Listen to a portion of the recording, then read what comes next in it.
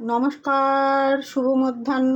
চলে এসেছি একটা নতুন রেসিপি নিয়ে। আজকে আমি দই পটল রান্না করে দেখাচ্ছি। দেখুন কিভাবে করছি।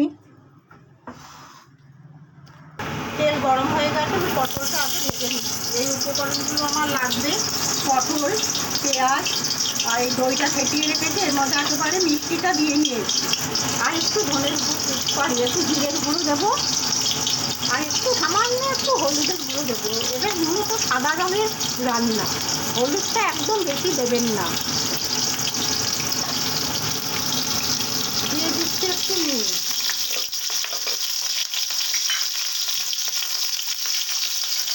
দিয়ে দিলাম সামান্য একটু হলুদ। তাই সাদাই হবে, তাই একটু সামান্য হলুদ দিলাম। দই পটল সাদা সাদা কালারের, হোয়াইট কালারের হয়। এর মধ্যে বেশি করে হলুদ দেবেন না। পটলটা ভাজা হোক।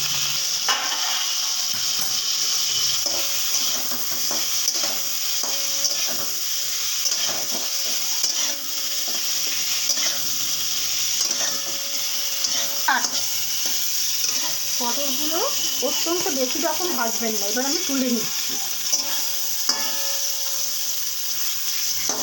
অল্প অল্প ভাজবেন, অত্যন্ত ডিপ ফ্রাই যেন না হয়।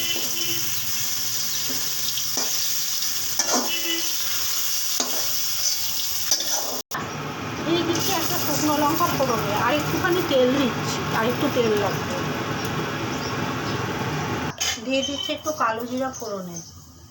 এটা আমি যেহেতু পেঁয়াজ দিয়ে করছি, সেহেতু আমি কালো জিরা ফোড়ন দিলাম। এটাকে কারি পাতা দিয়ে করলে আমি সর্ষে ফোড়ন দিতাম। আপনারা কারি পাতা দিয়ে করলে সর্ষে ফোড়ন দেবেন, শুকনো লঙ্কা, সর্ষে, কারি পাতা। আর আমি যেহেতু এটা পেঁয়াজ দিয়ে করছি, সেহেতু আমি এটাতে কালো জিরাটা ফোড়ন দিলাম। এবার দিয়ে দিচ্ছি কুচিয়ে রাখা পেঁয়াজ।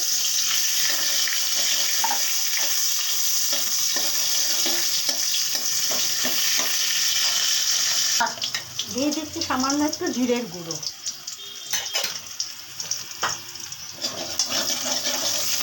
এবার এটাকে জিরেটাকে পেঁয়াজের সাথে মিশিয়ে নিলাম।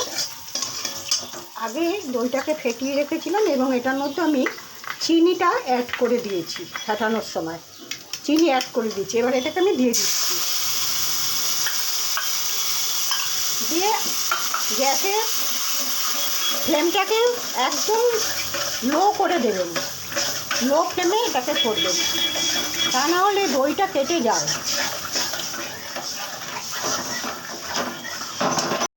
এবার আমি দিয়ে দিচ্ছি আগের থেকে ভেজে রাখা পটলগুলো। আমি পটলগুলো সব দিয়ে দিয়েছি। এবার একটু ভালো করে ফুটে নিই। দেখুন এরকম হবে। দিয়ে দিচ্ছি 4টে কাঁচা লঙ্কা, 2খানা দেবো ভেঙে, আর 2খানা দেবো গোটা।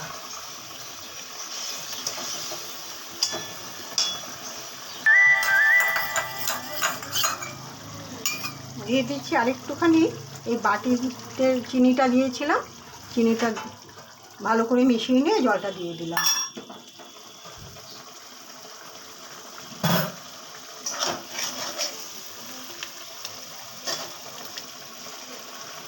দই পটলে কেউ কেউ এলাচ ব্যবহার করে, আমি কিন্তু করি না। আমি দেবো না এলাচ। আপনারা যদি প্রয়োজন মনে করেন দেবেন তো দিতে পারেন। অনেকে এলাচ, লবঙ্গ এসব দেয়, আমি দেই না।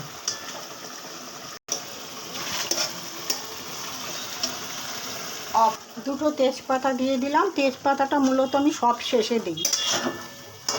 আমার রান্নাটা এখন শেষ হয়ে গেল, আমি এক্ষুনি গ্যাস নিভিয়ে দিচ্ছি। রান্নাটাকে আমি একটু স্ট্যান্ডিং টাইমে রাখবো, আমি আবার ফিরে আসছি। দই পটল রান্নাটা কমপ্লিট হয়েছে। দেখুন এরকমটি হয়েছে। আপনারাও ঠিক এইভাবে দই পটল রান্না করবেন, গরমের জন্য খুবই উপাদেয়। তাহলে আমি আমার ভিডিওটা আজ এখানেই শেষ করছি। সবাই ভালো থাকবেন। নমস্কার।